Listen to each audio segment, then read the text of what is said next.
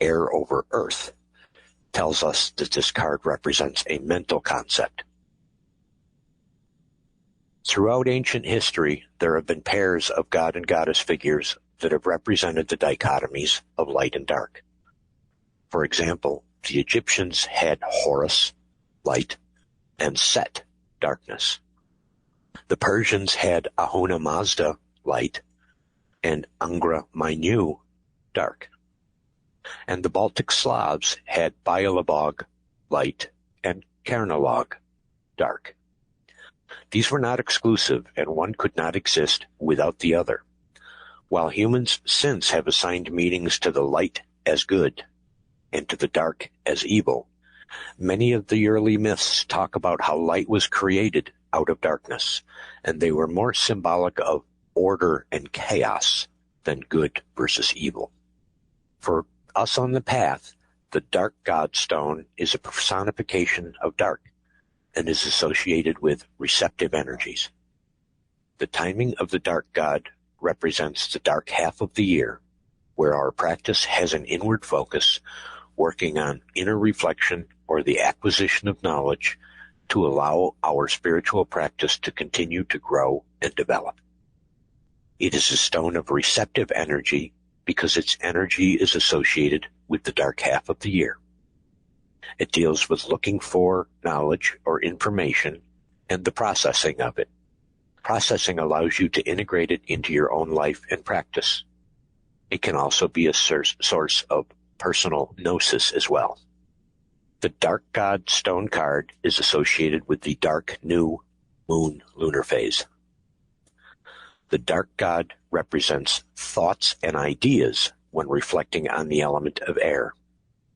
The Dark God represents personal development when reflecting on the element of earth. In a reading, the scene energy for the Dark God Stone card is mental doing, death and rebirth cycle, and results come in divine timing. Mental doing may be about thinking about your beliefs or figuring out areas of your life where you want or need to acquire more knowledge.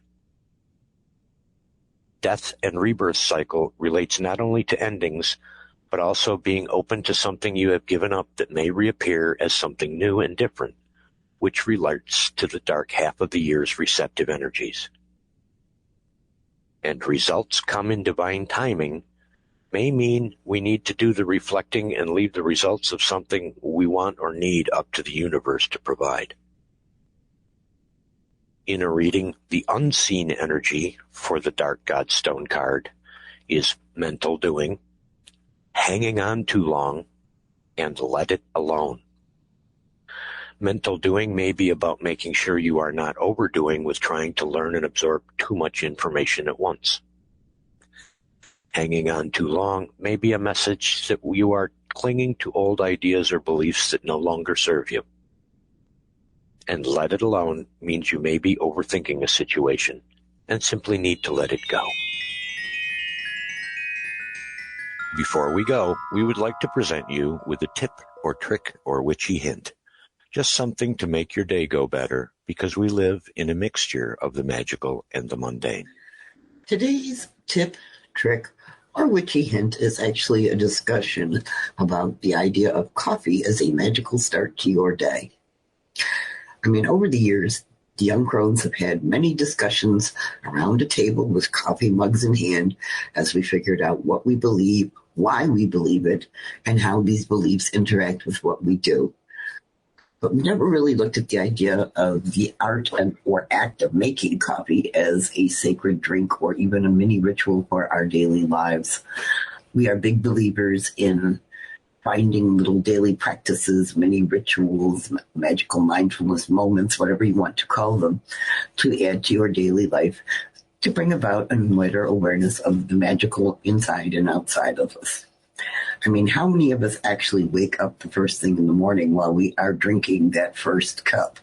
There are people out there, and maybe I'm one of them, who does not function well in the morning if I don't have a certain amount of coffee before I go out the door to start the car. We all have those necessary routines that start our day, without which we don't feel human. But we're going to talk about drinking something in the morning. How about adding some magical intent for the day to that first cup of coffee or tea or whatever it is you choose to drink?